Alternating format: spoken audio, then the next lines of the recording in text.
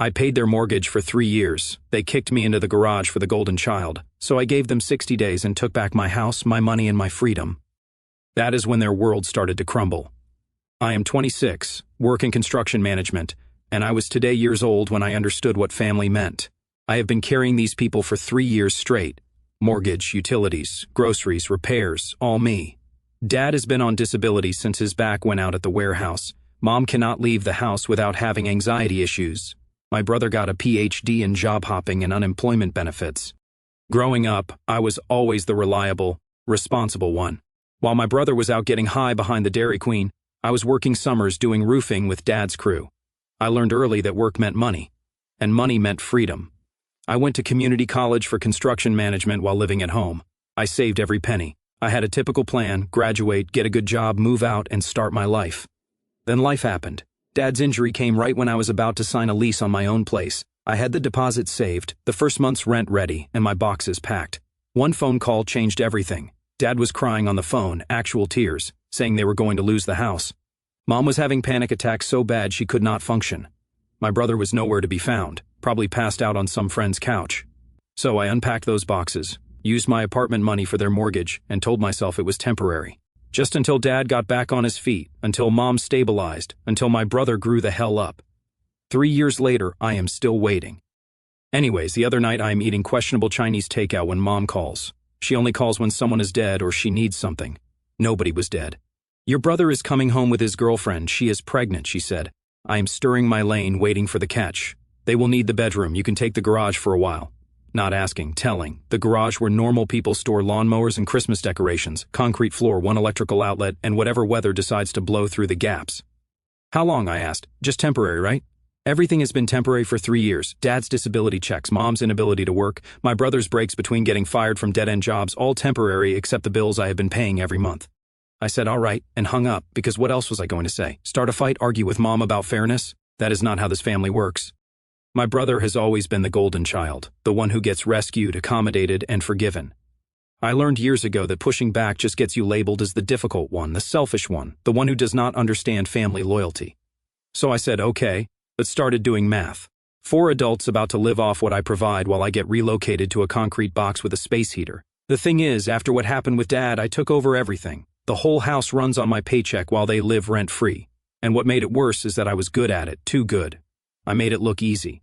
Mortgage payments were always on time. The fridge was always stocked. Utilities never got shut off. They forgot what struggle felt like because I absorbed all of it. I became their human shock absorber for every financial hit. Now I'm about to lose my bedroom because my brother could not figure out birth control. 26 years old, decent money, about to sleep in a garage because family planning apparently means planning to be someone else's problem. That night I sat in my room, soon to be their room, and really looked around. Furniture I bought, a computer setup I need for work, a bathroom I renovated myself on weekends, all about to become property of my unemployed brother and whatever her name is. I started calling her Princess in my head. I never bothered learning her actual name. So I started browsing apartments online. Just looking, I told myself. But something had shifted. This was not about a bedroom anymore. This was about 3 years of being treated like a resource instead of a person. That afternoon they rolled up. My brother showed up with Princess and their entire life packed into 2 garbage bags. Dude does not own a proper suitcase but thinks he is ready for fatherhood. She is maybe 22. She has that entitled look young girls get when they think pregnancy makes them special. She was already talking about nursery colors and baby names before she had even unpacked. She walks in already planning where she will put her stuff in my room. She starts measuring walls with her phone, talking about where the crib will go. My brother settles on the couch, talking about how grateful they are, like showing up is some kind of achievement. This is perfect, Princess says, standing in my bedroom doorway. The natural light is amazing for the baby. My natural light in my bedroom for their baby. I did not talk to them. I just grabbed my essentials and moved to the garage. I left everything else in the room except my gaming setup. I let them think they hit the jackpot. They would learn soon enough what stuff costs when you cannot maintain it. The garage was exactly what you would expect. Concrete floor, no insulation, one outlet that probably violates building codes, an ancient couch that is probably hosting its own ecosystem, a window that does not close, so whatever weather feels like visiting becomes my weather too. I set up my sleeping bag on that diseased couch. I plugged in the space heater that sounds like it is dying and sat there in the dark, listening to them upstairs moving my stuff around, getting comfortable in my space, watching my T5 on my Netflix account. I could hear his girlfriend squealing about the walk-in closet. The walk-in closet I built last year, expanding what used to be a regular closet. I spent 3 weekends framing it out, hanging drywall, and installing shelves for myself. Now, it is storage for maternity clothes from Walmart. That is when it hit me. This was not temporary for them. They had found their newest mark, their latest solution to avoiding real life. And I had been enabling it for 3 years. Hell no. I started making real plans that night, browsing apartments and calculating exactly what it would take to extract myself. Bank accounts they did not know about, automatic payments. I could stop utilities in my name that could disappear. Week 1 was subtle. They were still riding high on their new setup. They did not notice the changes. I stopped being helpful. When you have been everyone's go-to problem solver for 3 years, that is actually radical. Monday morning, Princess approaches me heading to work. The coffee maker is not working right. I look at her, look at the coffee maker, look back at her, say nothing, and walk out. All I was thinking about was, who told her I am the one who fixed things in this house to directly approach me like that? I used to be. I would spend 10 minutes diagnosing the problem, cleaning the mineral deposits and explaining how to maintain it. But not anymore. She can figure out why the water tastes like, or drink instant coffee. Not my problem. Tuesday, Mom mentions the kitchen faucet dripping. I'm reading news on my phone at the table. She mentions it again louder, thinking I did not hear. I heard. I just do not care anymore. That faucet has been dripping for 2 weeks. It used to drive me crazy, so I would fix it immediately. New washers, tighten the packing nut, done in 5 minutes. Now, it can drip until the basement floods for all I care. That day, I spent my lunch break looking at apartments online. Everything decent was way out of my price range when I am supporting 4 people. Studio apartments were going for what I used to think was reasonable rent back when I only had to worry about myself. It made me realize how deep in the hole I really was. I went back home and found my brother's car held together by rust and prayer. It started making grinding noises in the driveway. He is standing there with the hood up, staring at the engine, waiting for divine intervention. Any idea what that sound is? Expensive, I said. He laughs, waiting for me to come diagnose it, to fix it for free. That is how it always worked. His car breaks down. He would call me over to spend my Saturday under the hood with my tools, solving his problems. Now, he does not even need to call. I am right here. I walked past him into the garage, leaving him still standing there, still waiting. Friday was the crown jewel. The washing machine died mid-cycle. It just stopped. Water was sitting there and clothes were floating. Princess tries again, finding me in the garage doing push-ups because what else is there to do in a concrete box? The washer is broken. Yep, it is full of water and clothes. Sounds right. Can you? Nope. She is staring at me, waiting for the old script where I jump up, grab tools, and spend my Friday night fixing their problems. Probably a bad pump or a clogged drain line. A $40 part, 2 hours of work. That guy is dead. I killed him myself. What are we supposed to do? She asked. I knew that my mom told her to ask me. Adult things, figure it out, I said. They ended up calling a repair guy who charged them $200 to install the same part I would have done for cost. Princess complained about the expense while wearing my old bedroom slippers sitting in my chair in my room. Week 2, the house starts showing real neglect. It is amazing how fast things fall apart when you stop maintaining them. The dripping faucet becomes a stream. The toilet runs constantly. That water bill is going to be fun. The space heater in the garage dies completely, leaving me with just my sleeping bag and whatever warmth anger provides. My brother noticed the shift. He tried bonding over coffee one night. His treat, he says, like a latte makes up for stealing my bedroom. We sit on the back porch, him trying to make conversation about work, sports, anything normal. What is your deal lately, he asked. No deal. You seem different. I'm exactly the same, just not your maintenance guy. Come on, man, we are family. Family? That is what people say when they want free, I said bluntly, knowing that 100% he will not get offended because he is not self-aware or he gets quiet processing that. I know you have been helping us out. Helping out? I laugh. That is what you call it, helping out, like I occasionally chip in $20 for pizza. You know what I mean? I know exactly what you mean. You mean I have been paying for your entire existence while you contribute nothing, and somehow that is just helping out. We drink in silence until he gives up and goes back inside, back to my room, back to his pregnant girlfriend and his rent-free life. Week 3, things get interesting. The water heater starts making horror movie sounds. Mom corners me in the kitchen Saturday morning. The hot water is not working. I pour coffee. I say nothing. Did you hear me? She said. Yep. Are you going to look at it? Nope. Why not? Because I am not the super. I am a tenant, a garage tenant. She looks hurt, talking about how we are all struggling here. You are struggling. I am just living in a garage. The water heater has probably got sediment buildup. It needs flushing or maybe a new heating element. A $100 job if you know what you are doing. But I am done knowing what I am doing for other people's problems. Dad tries the masculine approach that night, catching me coming back from the gym. Yeah, I joined a gym. I needed somewhere to shower with actual hot water. We need to talk, son. Okay, you are changing. I know it is a bit stressful, but your brother needs help. We are family. I have been helping 3 years. Mortgage, utilities, groceries, repairs, everything. This is different, he said. You are right. This is me stopping. You cannot just stop. Watch me. I walked away. He wanted to argue, but what is he going to say? That I am obligated to fund their lives while sleeping in a garage? That it is normal for one person to carry 4 adults indefinitely? He knows he has got nothing. The house felt different. Tension was everywhere, except the garage. My concrete palace is peaceful. Cold as hell, but peaceful. At least no one asks me for anything out here. No one expects miracles. No one takes my silence as agreement to fix their latest crisis. Upstairs, they are realizing what they lost. Things are breaking without their free maintenance guy. Bills are coming due without their automatic payment system. 4 adults are trying to live off 2 disability checks and whatever spare change my brother makes between jobs. I knew that they were spiraling because I heard Mom and my brother talking in the kitchen. Their voices carry down here because this place has the insulation of a cardboard box. He has been acting weird lately, my brother is saying. Real attitude problem.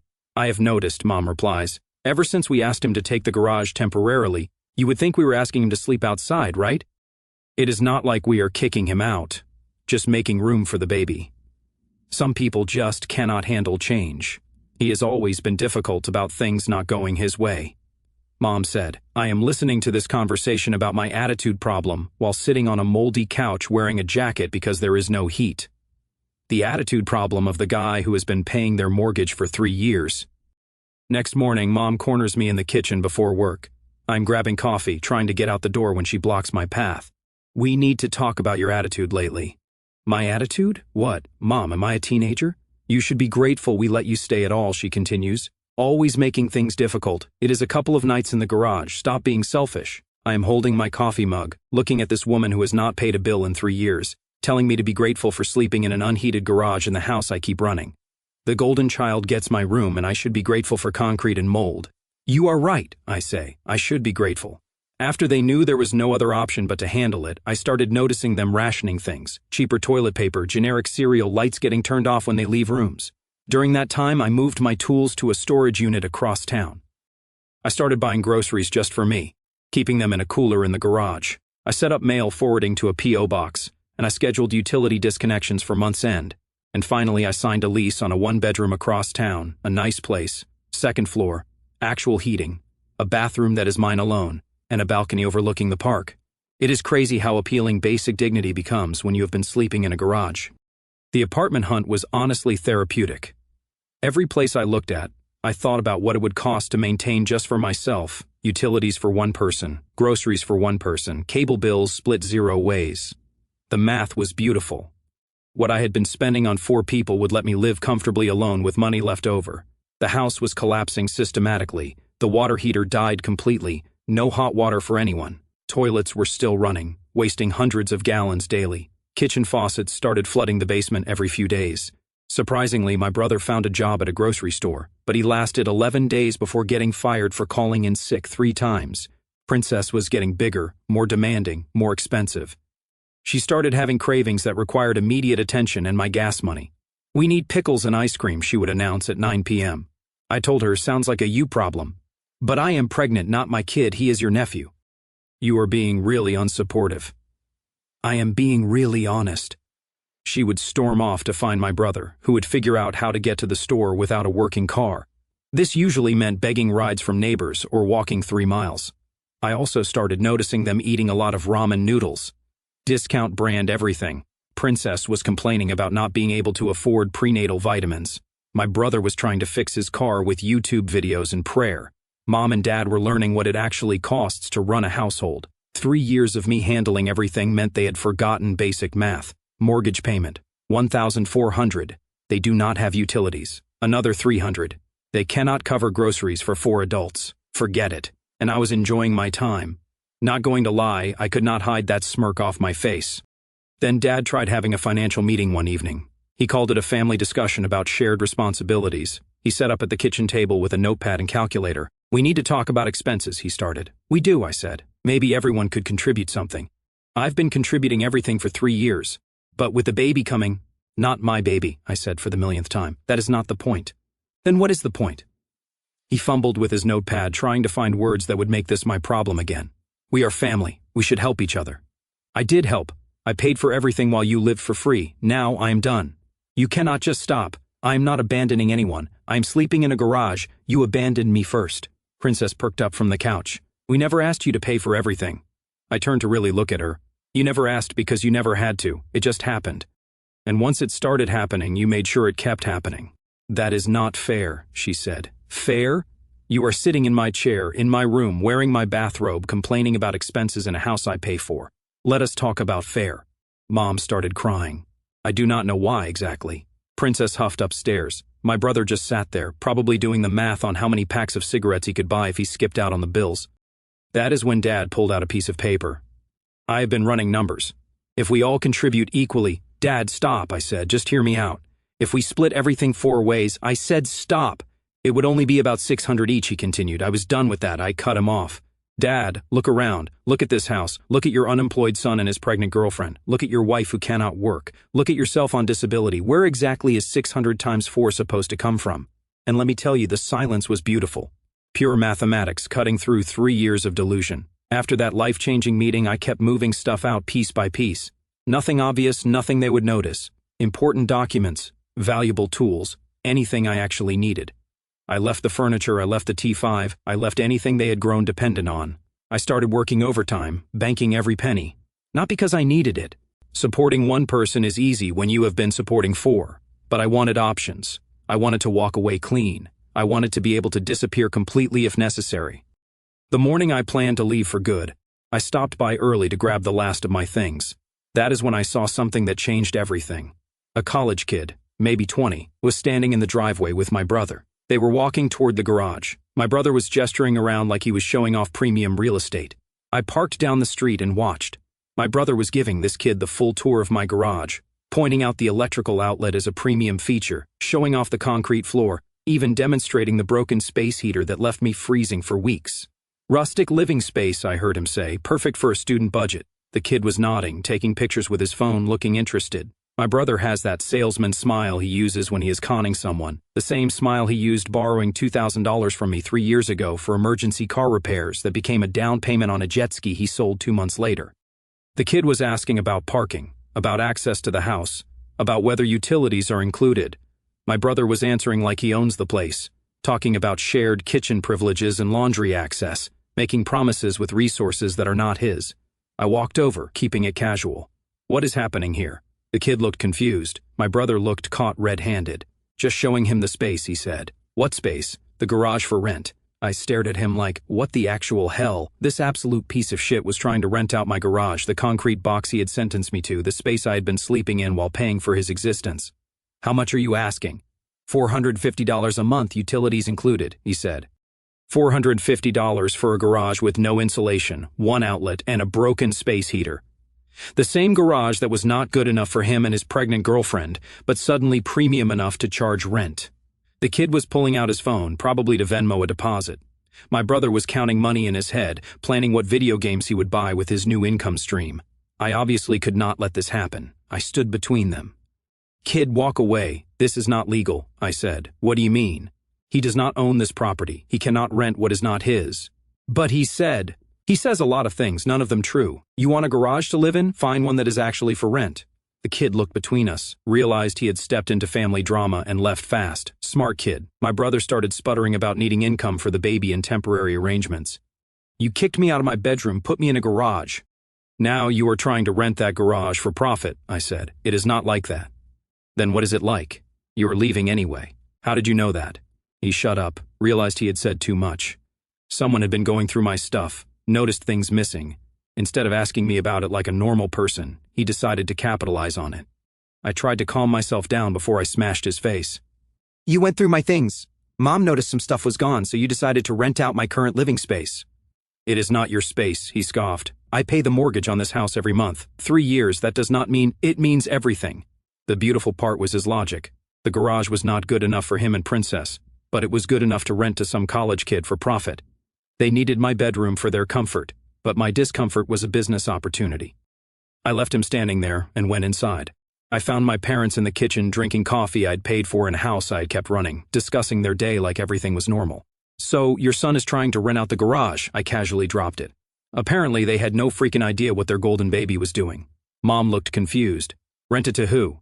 "Random college student, $450 a month for the space he stuck me in." Dad's face changed. He said, "What?" I told him. The same concrete box that was not good enough for his pregnant girlfriend is suddenly premium real estate when there is money involved. The truth hit them hard. They had been so focused on accommodating my brother in his pregnancy situation that they had forgotten who kept this house running. Now their unemployed son was trying to profit off space belonging to the person paying for everything. Dad's eyes went wide as he calculated what losing me would actually mean. No mortgage payments, no utilities, no safety net. They had nothing saved, nowhere to go, no backup plan. That is, Dad started, then stopped. No good way to finish that sentence. Entrepreneurial, I suggested. Creative problem-solving, innovative revenue generation. "That idiot is trying to illegally rent out your property," he said, the words coming out strangled. "If you call the cops or a lawyer." He did not finish the sentence, but I could see him spiraling. 3 years of letting me carry them, and now his unemployed son was actively committing fraud that could land them all in legal trouble while simultaneously sabotaging the one person keeping them off the street. "Where is he?" Dad asked. "Driveway, probably posting the listing online already." Mom was shaking her head. "He would not." "He would. He did. He is." Dad stood up, and for the first time in months, I saw actual anger on his face, and not at me, at the situation, at my brother, at himself for letting it get this far. "This is your house. You pay for it. We have been," he trailed off, looking for words that would not make them sound completely parasitic. "Taking advantage." "The phrase you are looking for is taking advantage," I said. Mom started crying again. But these were not manipulation tears. These were realization tears. The kind that come when you see yourself clearly and do not like the view. We did not mean for it to get like this. Nobody ever means for it to get like this, but here we are. We thought it was temporary. We thought we would get back on our feet. When? It has been 3 years. When exactly were you planning to get back on your feet? They all shut up because there was no plan. There never had been a plan. They just found a solution that worked for them and decided it was permanent. Dad headed for the door. "I will handle this." "No," I stopped him. "I will handle it. I handle everything else around here." I walked back outside to find my brother still in the driveway, now on his phone, probably looking up tenant rights or something, trying to figure out how to make this work. Maybe calling other college kids, seeing if he could get a bidding war going for my concrete palace. "Off the property," I said. "What?" He was caught off guard. "Get off my property now." "You cannot just—" "I can, I do, I am." Dad and Mom had followed me out. Princess appeared in the doorway, drawn by the commotion. The whole family gathered for the final show. "This is insane," my brother said, looking at my parents for backup. "You are seriously kicking me out over this?" "I am not kicking you out yet, but you are not renting my garage to anyone. It is not your garage. Everything here is mine. The house, the garage, the food in the fridge, the electricity you are using to charge that phone. All mine, paid for by me, your guests." Princess decided to chime in from the doorway. "We have rights. You have nothing. No lease, no rental agreement, no rights. You are here because I allow it. You cannot evict a pregnant woman." Her voice cracked. "I am not evicting anyone. I am preventing your boyfriend from illegally subletting space he does not own." Dad finally spoke up. "She is right about the ownership. This is his house." My brother looked betrayed. "You are taking his side?" He shouted at my dad. "There are no sides. There are just facts. He pays for everything. We contribute nothing. Now you are trying to profit off his generosity. It is not like that." "Then explain it. Explain how renting out my sleeping space for profit while I pay for your life is not exactly that." My brother started stammering about responsibility and contributing to household expenses and trying to help. All he saw was an opportunity to make money off my misery, and took it. "Here is what really happened," I said. "You found out I am leaving. Instead of asking why or trying to fix the situation, you decided to monetize my replacement. Rent out the garage to someone else, pocket the money, keep living for free. That is not—" I cut him off. "That is exactly it. You were planning to collect rent from some college kid while still not contributing anything to actual expenses. The garage makes money, but the mortgage still gets paid by magic." Silence. Even Princess had nothing to say. I watched them all standing there hopeless. No management skills, no brain cells. Three options, I said. Are you ready? Everyone nodded. Option 1, you want to stay? Fine. Market rate, rent, utilities, groceries, everything gets split 4 ways equally, every month. We cannot afford that. Option 2, 60 days to find other arrangements. I will even help with moving costs, a clean break, no hard feelings. 60 days is not enough, the girlfriend tried to argue. I cut her off. Option 3, I leave tonight. Stop paying the mortgage. Stop paying utilities. You figure it out. House goes into foreclosure in 3 months. You are all on the street by Christmas. The math was sinking in. A 4-way split on a $1,400 mortgage plus utilities plus food. They would need about $600 each monthly. Doable for working adults. Impossible for their current situation. Can we think about it? Mom asked. You can think for 60 seconds. I have got places to be. Dad looked at Mom. Mom looked at my brother. My brother looked at Princess. Princess looked at her phone, probably calculating what apartments cost in their price range. The 60 days, Mom said finally. We will take the 60 days. Smart choice, I said. My brother was not done. He still had that entrepreneurial spirit. We are family. Family? You moved your pregnant girlfriend into my bedroom, stuck me in a garage, then tried to rent that garage for profit. That is not family. That is a slumlord, he literally said. And I am not joking. I was trying to help with expenses by pocketing rent money. How does that help anyone but you? Princess tugged his arm from the doorway. Let us just go. But I was not finished. 3 years of swallowed words were coming up. You know what family does? Family says thank you. Family contributes. Family does not treat one member as a servant while they live for free. We appreciate. No, you do not. You expected it. You felt entitled to it. You got so comfortable with me paying for everything that you forgot it was not normal. Dad stepped forward. He is right. We forgot. I forgot. 3 years of letting you carry us while He shrugged. But I was injured 3 years ago. What is your excuse now? That shut him up. Mom was sobbing. My brother looked ready to hit something, but smart enough to know I would hit back harder. Princess was calculating, probably figuring out which parent they would move in with next. 60 days, I repeated. Starting tomorrow, I will pay the bills one more time. After that, you are on your own. Where will we go? Mom asked. That is the beauty of being adults. You get to figure it out. I walked back to my truck, done with the conversation, done with the drama, done with being their solution. But my brother had one more shot to take. You are going to regret this. When the baby comes, when we need help, you're going to regret burning this bridge. I turned back one last time. I did not burn anything. I just stopped being the bridge. And that was that. 2 months later, I am typing this from my actual apartment. A second-floor unit with real heat, my own bathroom, a bedroom with a door that locks, a balcony overlooking the park where I drink coffee every morning without anyone asking me to fix anything. The luxury of basic privacy hits different when you've been sleeping in a garage. The family found a place, a 2-bedroom duplex across town. Rent is about $900 split 4 ways. Manageable when everyone contributes. My brother is working nights at a warehouse, the same kind of job Dad had before his back went out. It turns out he is capable of holding employment when his survival depends on it. Funny how motivation works. Princess had the baby, a healthy kid. 10 fingers, 10 toes, 0 chance of me babysitting. They named him after our grandfather, probably hoping to score family points.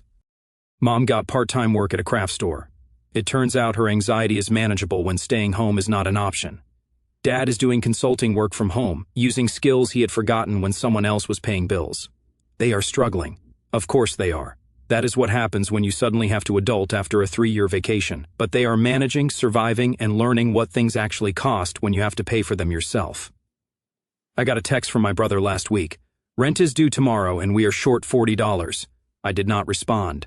Not my problem anymore. Mom calls monthly with updates I do not ask for. How the baby is doing, what new words he is learning, how they are managing their budget.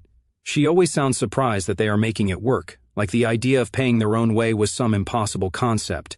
Dad texts occasionally about home repair questions. Random stuff, leaky faucet, squeaky door, furnace making noises. I answer sometimes if I am feeling generous. Usually I just send you 2 blinks.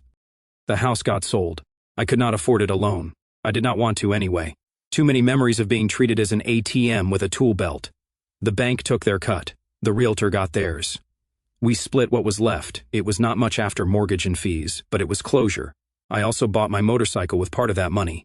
I used the rest to furnish my apartment exactly how I wanted it. No compromises, no group decisions, no considering anyone else's needs. Pure selfishness felt incredible after 3 years of pure selflessness. My brother tried reconciling last month. He showed up at my apartment with takeout and an apology. I let him in, grabbed some plates, and listened to his speech about family and mistakes and second chances. He claimed he finally understood what they had done to me, how they treated me. I told him he understood that he had to work now, which was different from actually getting it. His apology was noted and acknowledged, but understanding comes from experience, not necessity.